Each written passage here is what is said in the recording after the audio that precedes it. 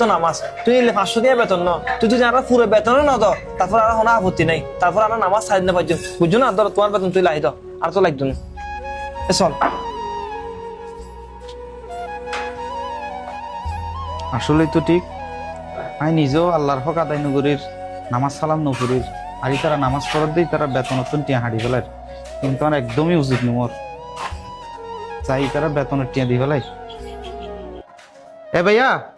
ভাইয়া ধরো পরের বেতনের টিয়াগুলো যাইও ওরা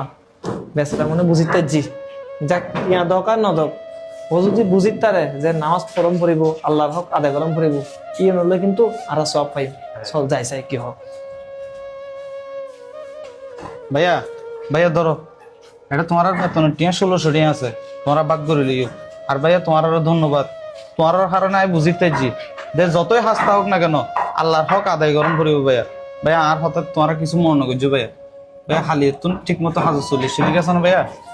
বলতে ঠিক আছে আর হালে তুমি তোমার হাজ মিলি চলে এসছো বলতে একটা কথা কি জানো না